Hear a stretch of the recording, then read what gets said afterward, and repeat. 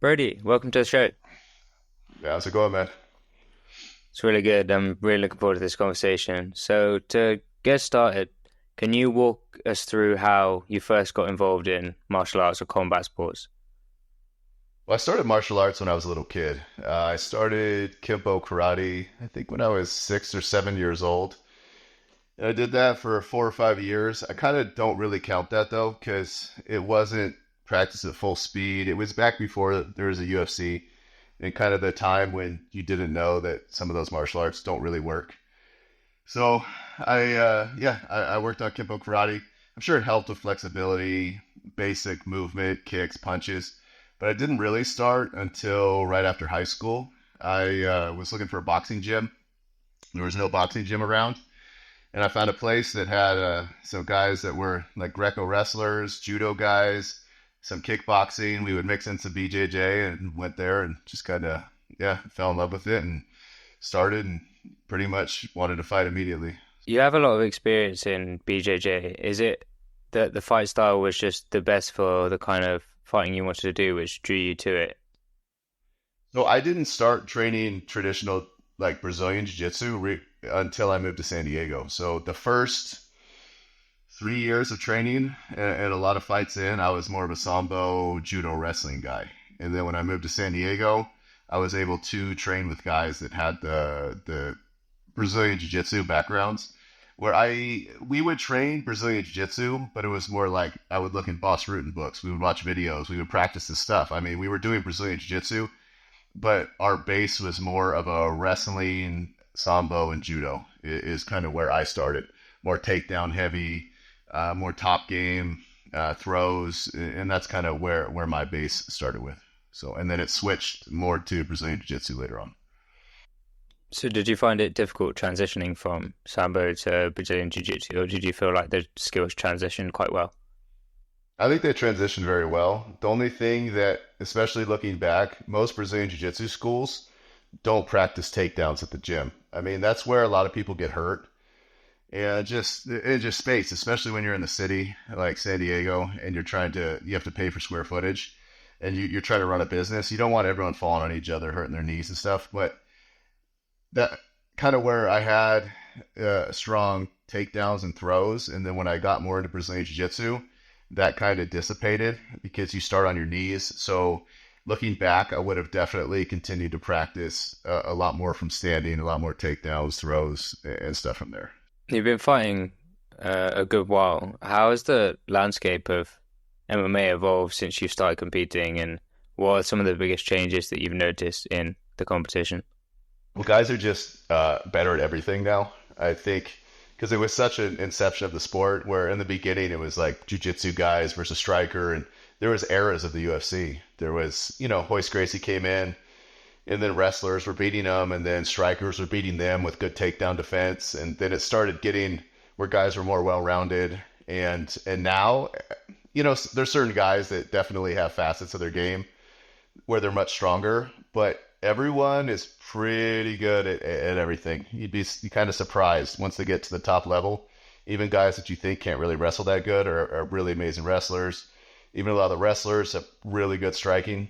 Kind of saw that with Islam this past weekend when he fought. Absolutely, He, yeah. yeah, I mean he's a wrestler through and through, but his striking is it's getting better and better each time. And you know, Dustin Poirier is one of the best boxers in the UFC, and he was out striking him, which is a weird thing in MMA. If they were just striking, it wouldn't happen like that. But in the flow and rhythm of mixed martial arts, there's a lot of times that guys who don't necessarily have better striking, if they were just working on that one facet, when you mix everything together, it kind of changes the game a lot. Like when Khabib knocked down McGregor in that fight too. That in a boxing fight that wouldn't happen. I don't think most likely wouldn't happen. Same thing with Usman when he knocked out Masvidal.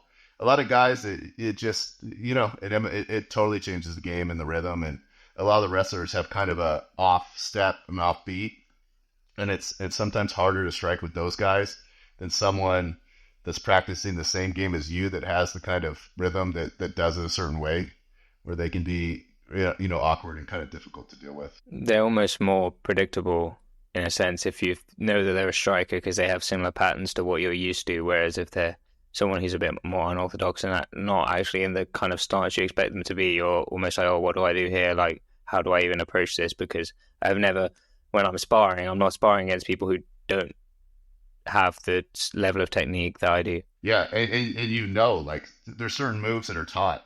A lot of time the wrestlers too, they have a weird rhythm and they don't throw punches on the same, and they're not necessarily, and I don't want to say they're not doing it properly, but a lot of time the rhythm's off, the flow's off, the footwork's off a little bit because it's mixed martial arts, so they're working it together. So it just throws it off. I remember several times sparring with guys that weren't very good strikers at all, but they were good wrestlers, and they'd hit you with something weird. It would come at a weird angle, or just kind of it's definitely different than someone who practices like a traditional style of striking arts.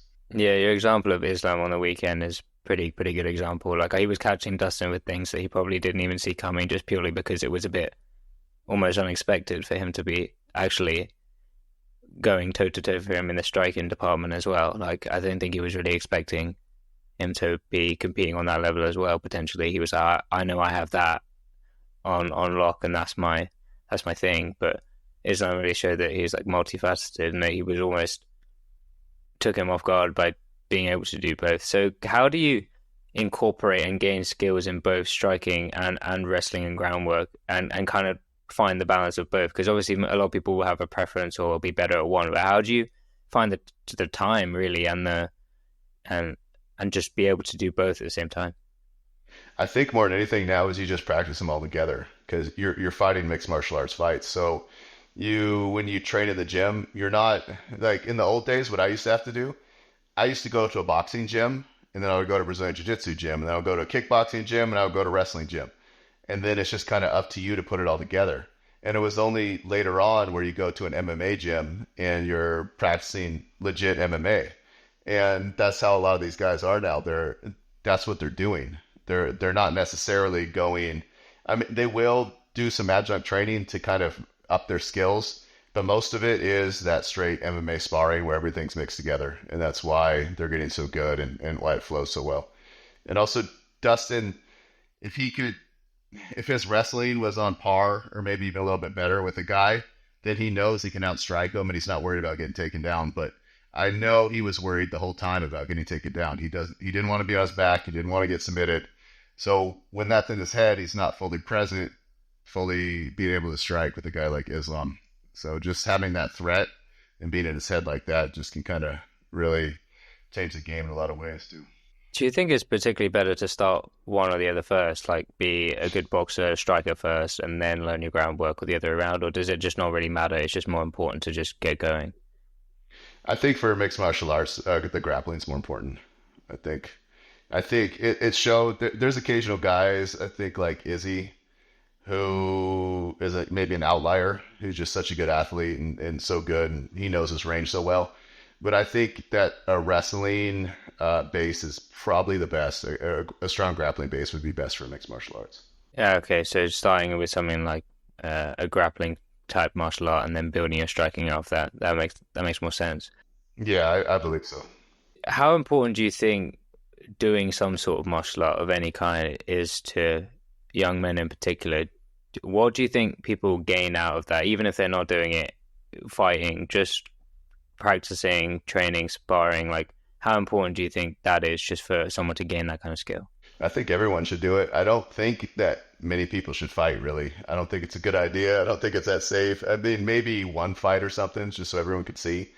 But as a career, I wouldn't recommend it. But I would definitely recommend training for everybody. Just for the, just the awareness, for the physicality, for, it's like a game of chess. As long as you get with a good group and you're not getting hurt, and you can kind of up your skills, and it's one of the best things you can do, man. Mentally, physically, just to kind of test yourself, daily. Also just be realistic where you're at. I don't think a lot of people understand the discrepancy between someone that trains, as long as they're within somewhat of the same size or athletic ability.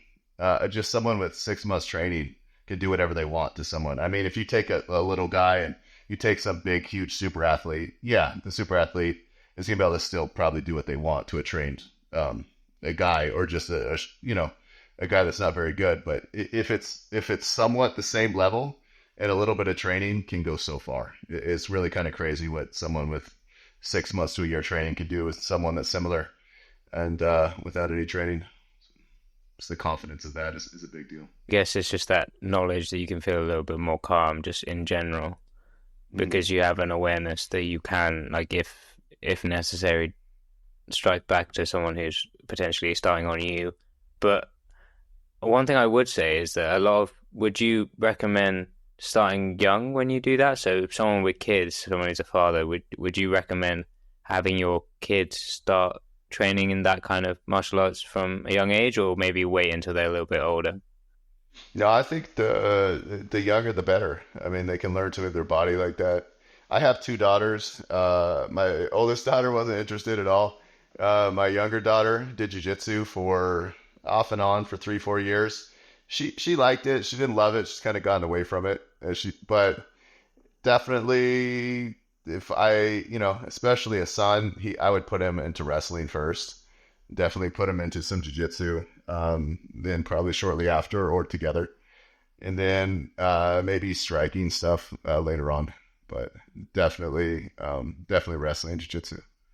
A lot of people are maybe scared to put their children in that kind of environment because they think it's like not a healthy place for a child to be potentially. But what would you say to someone who's like, oh, that kind of like violence and aggression isn't something you should be like teaching a kid?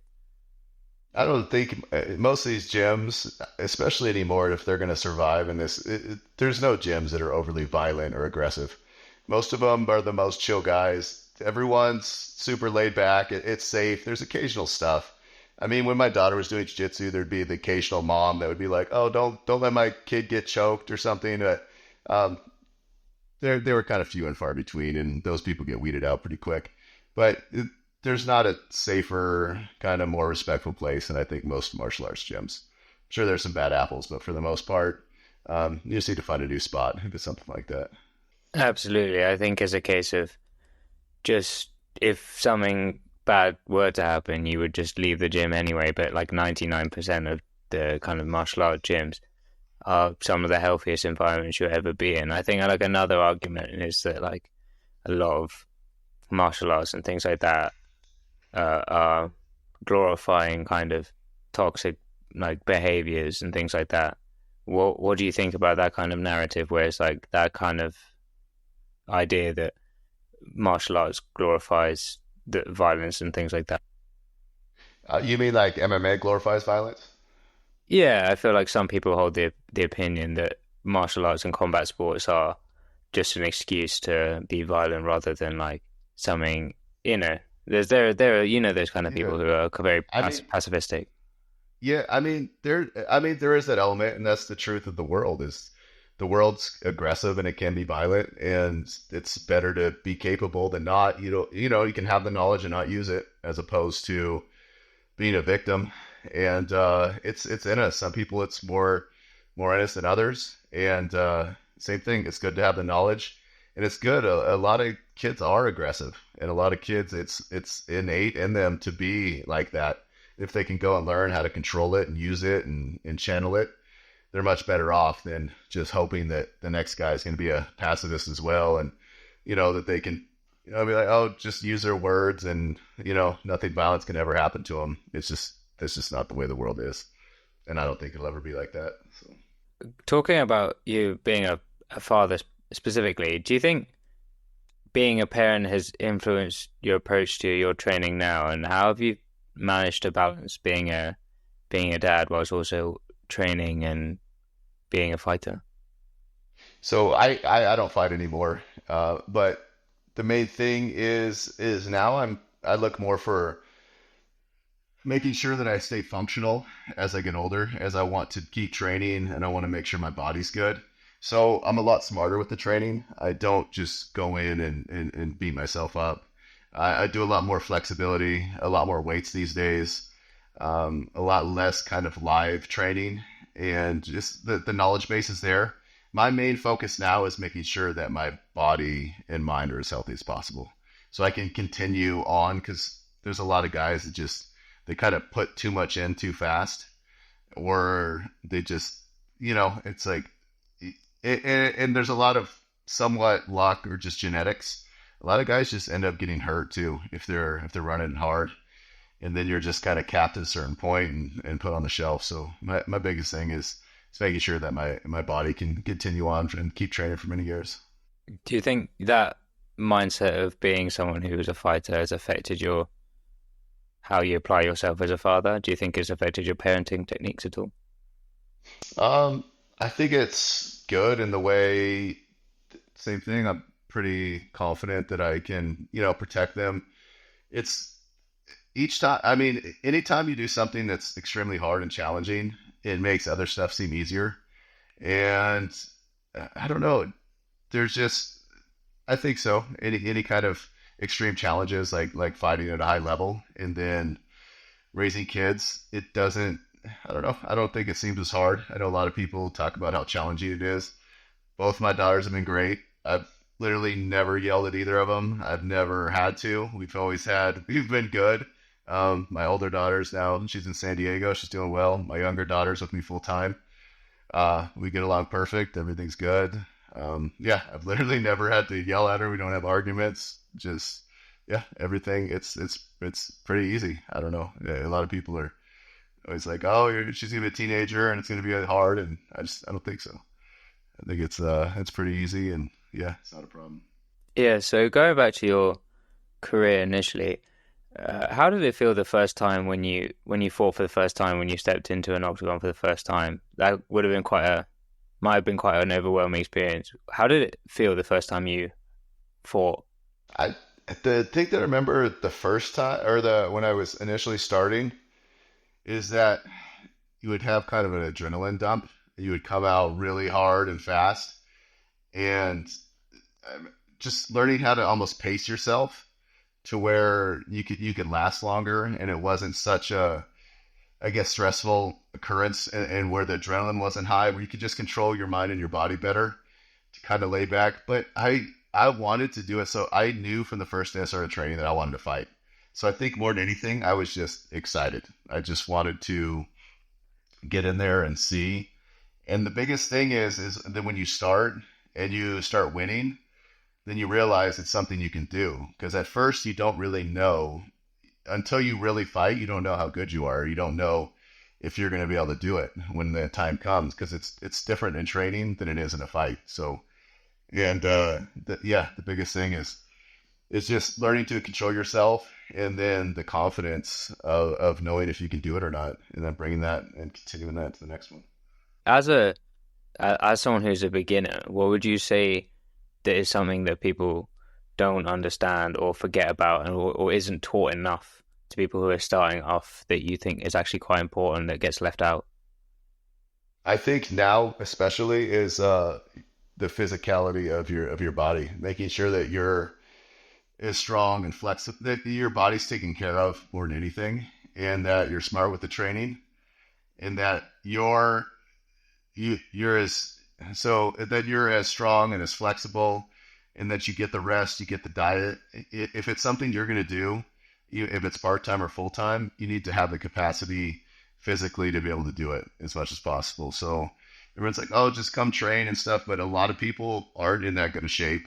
They can't really move properly. Their flexibility's off. Their diet's off. They're too heavy. So just more than anything, to really get, especially some of the kids and adults, in good enough shape to be able to train to their capacity and really learn. Because I see a lot of times the physicality of the kids and the adults are holding them back big time. So that's the biggest thing that I keep seeing, is that just the physical fitness level of the people that are starting is fairly poor. So if you are a beginner, how can you balance that need for both strength and conditioning training, along with also doing the learning of a new technique, a new martial art? So like, what kind of split across the week, or how would you balance that kind of training to make sure you're both learning the new skill, but also getting to the level of fitness that's also required to do such as like a strenuous martial art? I think it depends on your kind of what you want to do with it. What are your goals? do you want to be the best jiu-jitsu guy in the world? Or do you want to be a pretty good jiu-jitsu guy? Do you want to be in shape? And you kind of have to see where you're at, because there is a thing with just, you can just train the sport over and over and over. And and basically, if you spend your time doing that specific move, you're probably going to gain more. But you also have to do it smart in the same way. Jiu-jitsu overall, I would say, is pretty safe, but there's a lot of guys that have bad necks, bad backs. Um, they don't incorporate the yoga and the strength, and just making sure your tendons and ligaments are okay. A lot of it depends on, same thing. Did you grow up playing sports? Did you grow up with capacity to move a certain way, to have your body move? Um, I would say more than anything, it's kind of depends, but I would like to see a lot of people have kind of at least a minimum fitness level before joining a lot of the gyms. And kind of what I've been feeling in training some people, where when they come in, just like, you're not there yet. Like, if you really want to do this, you need to go get in better shape, and then you can come back and train, because it really holds things back. So I think as long as you've got a minimum fitness level, um, and especially if you want to be a pro, I would spend as much time doing the exact movement you want to do, whether it be boxing or jiu-jitsu, and then base it on where you're at with the top level guys. And if you need to get stronger, you need to get faster, do you kind of step back and try and add that, and then bring it back to the sport that you're participating in? When you're specifically in a training camp for one of your fights, when you were fighting, what kind of regime were you doing, and what was your kind of balance of training across the week? So it would depend. So where I had the kind of strictest training kind of towards the end. I think when I was in trying to think my schedule when I was in Thailand, I would get up early and run, because I was worried about my weight. So to get down, I would get up and run, and I would go eat breakfast and take a nap. And then I would usually train at 9. We had trained for a couple hours. I would go eat, do something else, and then I would do another training session at 4 o'clock. So it'd be a run in the morning, and then 2 sport specific training sessions. So usually the morning would be striking, and then at night would be grappling. And then um, same time, usually when there wasn't a fight, that's when you would work more specific. You would do more strength training. You would do more specific, like, okay, I need to work on my striking a little bit now. I would, go do that specifically, or I would go work on maybe grappling, and kind of, different times I would kind of focus on one thing, and really focus on that at the same time. Along with the training, what was your diet plan whilst you were doing this kind of thing? How did you feel yourself for this kind of intense training camp? So my diet's always been somewhat similar, because even before fighting, I was super into fitness and nutrition, and I was kind of a skinny teenager, so I always wanted to get bigger and gain muscle. I always had like a high protein diet, and so I would try and eat around 200 grams of protein a day, and then with that, I would double the carbs, and then work from there. It would also depend on what weight I was fighting at and what I needed to be at. I'm not a person who has a problem carrying around body fat. So I've always stayed pretty lean. If anything, I need to try and eat more than most people to keep weight on and keep up with the training. So always clean, but like a 2-to-1 ratio with the protein being around 200 grams a day. Then carbs at least double that, depending on what I'm doing. I wouldn't usually worry about fat too much either. And then I would kind of tone it down depending on where my weight was and what weight I was fighting at. So sometimes I wouldn't have to worry about it. I was fighting at a heavier weight, and I'd come in kind of barely over. So With all this kind of intense training and the fighting, was there any point where you were doing this training camp and you were going through the hard graft where you thought maybe you're at a low point and you were like, I don't think I can keep doing this anymore, like midway through your career, or did that never really cross your mind? not ever during a training camp. So where I think a lot of fighters question themselves are the training camps are, I mean, they wear you out somewhat, but it's more like right before the fight, because it's stressful. Everyone's going to be watching. You don't know how it's going to turn out. So you're always like, what the fuck? Why am I doing this again? And then after the fight, depending on how it goes, especially if it's a loss, then you're like, man, do I want to keep doing this again? And then it's always almost the same thing. You give it a little while, and then it's like, yeah, I do want to do it again. It's almost like you forget that you immediately forget that it kind of sucks, and it's so exciting that you want to do it again immediately. And then you're excited, you're excited right before it's go time. It's stressful, and then like, why am I doing this? A lot of guys get really bad before the fights. Like, why am I doing this? You know, like I don't want to do this anymore. They do the fight, as long as it doesn't turn out too bad, immediately they usually want to do it again. But kind of as time goes on, and with myself, and I know a lot of other guys too, it's as the kind of mileage adds up and the time adds up and you have the years in it, and then it starts to wear on you. Like, then it starts being realistic. Like, how much longer do I really want to do this? You know, the fighting's not the hard part. It's the training camp. It's the sparring. It's the training. It's the injuries. It's all that stuff that kind of adds up over the years. And you're like, do I really want to continue this? Especially when you see some other guys that their bodies are really beat up, or, you know, it just, a lot of guys, their families don't want them doing it anymore. They're away from their kids, and that starts to really wear on, and kind of like, yeah, maybe it's time. And it starts creeping in, and I'd like to see a lot of guys get out earlier than they are, though. So I think a lot of guys stand too long. Yeah, when you're before a fight, you're saying that that's kind of the most stressful period. Did you ever have problems with pre-fight nerves? Did you manage to stay quite calm? And are there any ways that you helped yourself stop getting too nervous before a fight? So I always felt like I got nervous, but everyone would talk about comparatively. I don't think I was. Everyone said that they never saw nerves on me, that I seemed like I didn't really care, or it wasn't a big deal. But I would definitely get, you know, your stomach would feel it. You get to where you can't eat as much. Like sometimes the night before you don't sleep well. That's one thing that people don't really realize or think about. There's a lot of times it's like you spend all these months going into a fight, and then it's like a couple days before you get sick.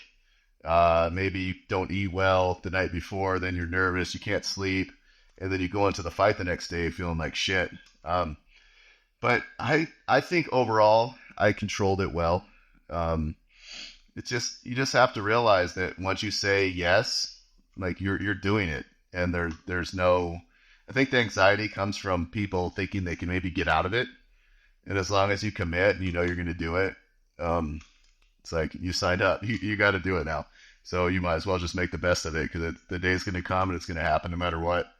And the longer you do it, and the more you realize that like it's going to happen, and it usually turns out well.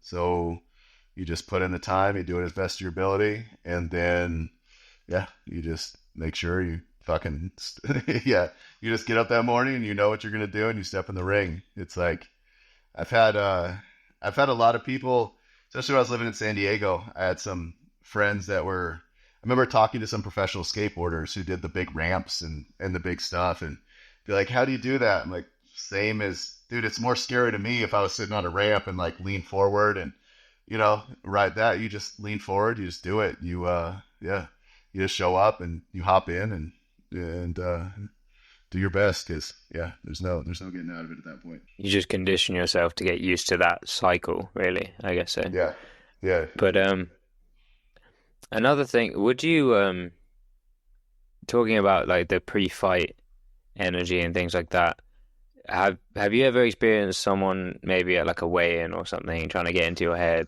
and things like that, or you doing the same to somebody else? And how did you deal with those kind of situations where maybe someone's trying to get inside your head and throw you off? I didn't really have that too much. I don't think I ever fought someone that I really didn't like. Like, you know, like you try and maybe in your head, try and not like the person a little bit. But I never fought anyone that I remember there was one fight early on that the guy was kind of being disrespectful, and actually asked if he could move the fight earlier in the day because he had something to do that night. Um, and I just told him, like, the only thing you're doing after the fight is you're going to go to the hospital. And but he ended up going to the hospital too. But at the same, I don't know, but not really. There wasn't too much of that. So I remember everyone being pretty respectful and same thing. I think only like one fight in the UFC when you're trying to when you're cutting the promos, they always try and get you to kind of talk shit about the other guy. So most guys won't do it. Sometimes they'll kind of gas you up and get you to do it. I think for one, I was kind of like, fine, I'll give you guys what you want. But for the most part, I never really talked that much shit, and people are always respectful to me as well. So. In terms of the UFC, obviously you had a couple fights in the UFC. How was that experience for you? How much of it is like a big show, or was it more like were you just quite overwhelmed by a lot of it, being like, oh, I'm finally here, like I'm finally doing it. How was that experience for you?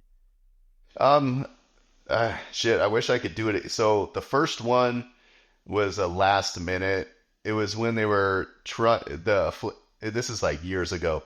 Affliction tried to start the event. Do you remember this at all? So remember the clothing, the stupid clothes with like Affliction with skulls on them, and they were all crazy. Um, so they got money together. I think even Trump threw in some money and a bunch of investors, and they started an event called Affliction. So UFC was like, okay, we're gonna hold an event on the same night, and they put together an event in like 3 or 4 weeks. And so I was one of the fighters on that card. It ended up being last minute, so there wasn't a huge build up to that event. The next one was extremely fun. It was like a fight for the troops. So it was on the army base, Fort Bragg, and the ability to get the food that we wanted and to cut weight and that kind of stuff really sucked because we'd have to have escorts to and from the military base. But the guys there on the base were amazing. That was probably my favorite crowd ever, was to fight for the troops at Fort Bragg. So Yeah, specifically about your first UFC fight. There's a highlights that you can watch online, and I was watching your fight. I think it was a guy against Rory Markham, uh-huh. and to be honest, when I watched it, it looked like you were the dominant guy in the fight. You looked like you were Mm-hmm. winning the exchanges, and then he catches you with a pretty brutal head kick, Mm-hmm. and that's what loses you the fight. And how do you deal with that mentally, knowing that I was the guy, you were the guy who was winning. Realistically, you were the guy Yeah, doing better in that fight, and yeah. then you get dropped like that, and next thing you know, it's over. How do you come back from that? Like where you're like you just like I was doing the better work there, and then suddenly, oh wow, that's it, I've lost. Yeah, I mean, honestly, I mean, physically, so that was the only time and the first time I've been knocked out. And I'd never been hurt in training, all this stuff. And yeah, it was a pretty easy fight until, yeah, it was like I leaned right at the right time. He even told me after the fight, he didn't know where he was at and threw the kick to get away from me.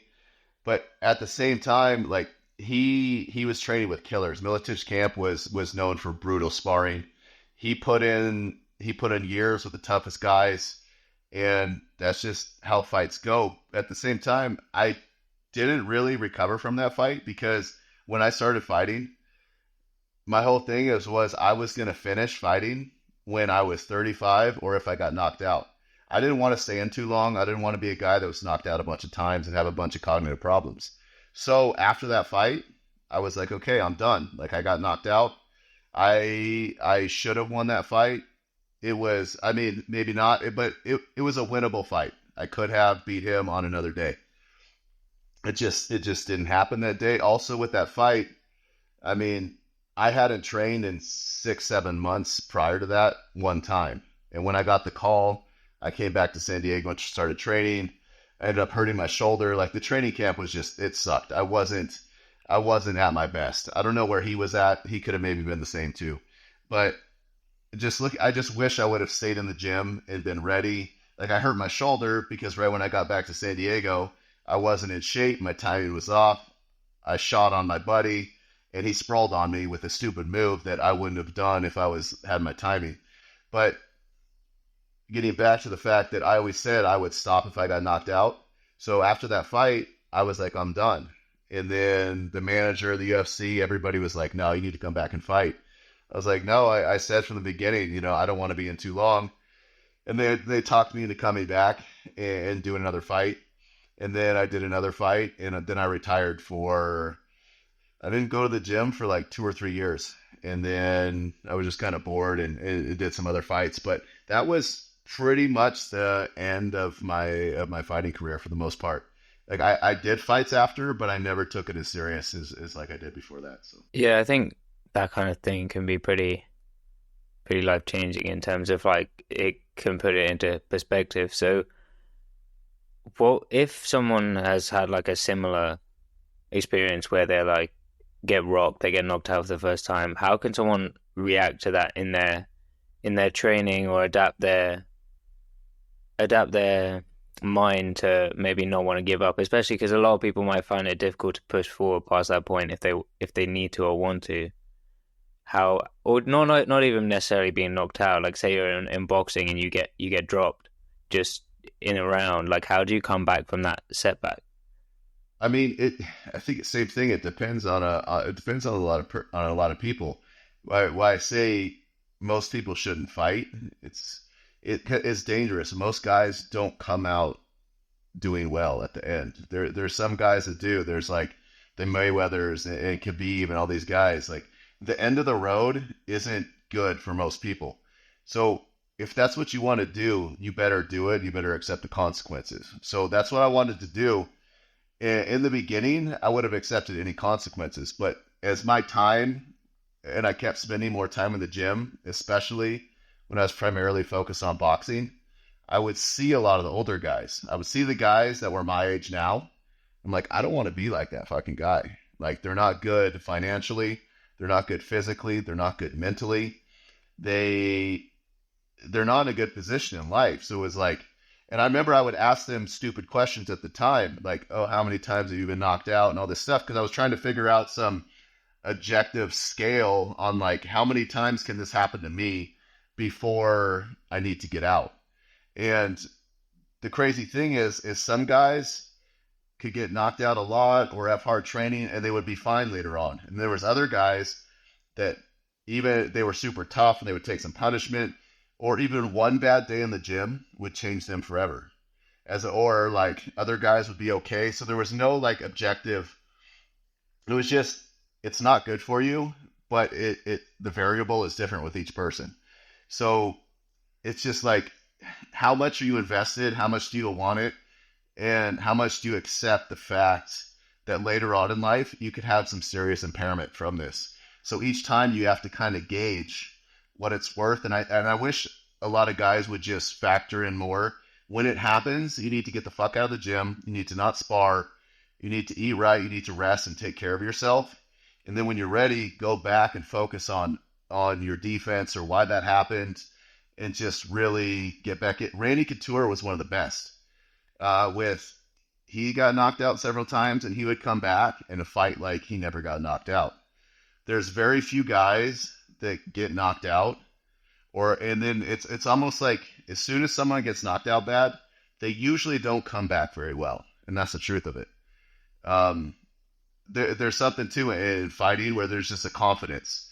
Or same thing, I never got hurt in training.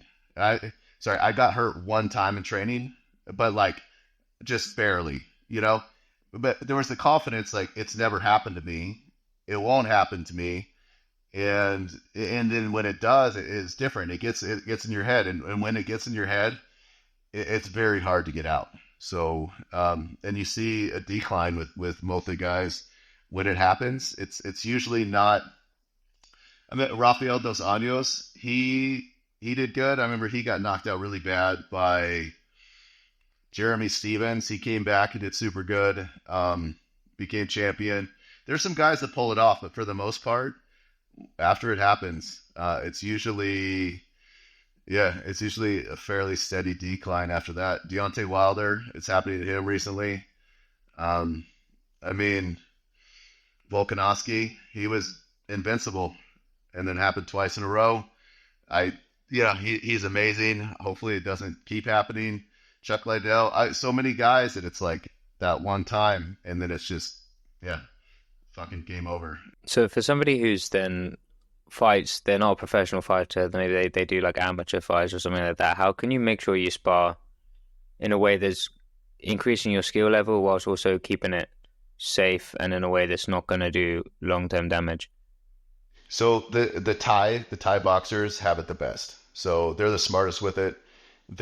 Since they fight all the time. I mean, you'll go if you go to Thailand ever, you meet a lot of these guys that are 18, 19, 20 years old and they have 300, 400 fights. And they fight every week. So in the gym, they play with each other. They kick a little bit harder to the legs and the body, and they go super light to the head because they know they don't want to waste the time in the gym. You know, they don't want to waste the punches in the gym. So just getting with guys are a lot better now. Guys are pretty stupid when I started. A lot of guys would get fucked up in the gym. A lot of the punishment wouldn't be in fights. It would just be in wars at the gym. Get good coaches, you know, and good training partners that really just that have your health, basically that just guys that you can trust with your training partners and your coaches more than anything. And then also, I mean, you have to have your own, you know, you have to take care of yourself because everyone's not going to look out for you, you know, like yourself. So, yeah, just more than anything, guys that you can trust and that you respect and that will take care of you and they know how to do it. If you do get an injury of some sort, and in your career when you got injured, what was the best way to recover from those, and how did you mitigate it? Certain injuries happen repeatedly. So I was pretty lucky. So I was extremely durable. I think that's one thing because I had a very good base. With sports, I started sports at a young age and I did all of them. So my body was used to it my whole life. I was heavily into fitness and weight training even before I started fighting. And the only two injuries that I've had that are major, I tore my bicep on a motorcycle holding up a heavy Harley. It ripped up. And then some dumb fuck chiropractor tore my labrum in my hip. But in training at the gym, I had like a couple class 2 separations in my shoulder, which still heal on their own. I had a bulging disc in my neck from the years of training that I was able to get back in. I I was pretty lucky. I wasn't a guy that really like my knees are good. Like I said, the only surgery I've had to have was from a motorcycle accident, and then now I might need to have my hip fixed from a chiropractor. But I was able to, yeah, I was able to safely mitigate and stay away from injuries over the years, and have come out pretty good. I haven't really dealt with it. I've never had knee problems. I've never had, I've had some minor shoulder stuff, some minor neck, but overall, I was able to keep up and not deal with that. Just to round off, I thought I'd end with like a fun question. So if you could fight any fighter, like dead or alive now, or maybe one who's active now and then one who's not, who would you choose? Any fighter, dead or alive. I don't know, because I don't want to like call anyone out that I didn't get a chance to, like there's a couple guys that come to mind, but I like them and I don't want to sound disrespectful to them. I don't know. I would like to fight anybody that beat me again. So I would actually, I would like to fight Markham again. That'd be nice. Try to get that one back. But he's actually. I was looking on his Wikipedia page. He's a movie star now. Yeah, I was watching a movie and I was like, what is he do? So he's in good, Bad Boys. Yeah, I was happy because after I fought him, I saw he was having some trouble. He got arrested a couple times, and his mugshots he looked like shit. So I'm glad because I wish the best, especially for anyone that's that we were both fighting for the same thing, but he kind of took something from me, so he better do well, now going forward, as opposed to since he got to take that. I hope he's doing well and not fucking it up. So it's kind of cool. Absolutely, man. If people want to find more of you, where should they find you? So recently I've just got kind of opened back up Instagram, social media. So Brodie_Farber. And yeah, that's probably the best ways for now. I've been doing a bit of these podcasts. So some of those are on YouTube, Spotify. And yeah, just anywhere there. Been really great discussion. It's been really, really great having you on. Thanks for being on the show. Yeah, I appreciate it. Anytime.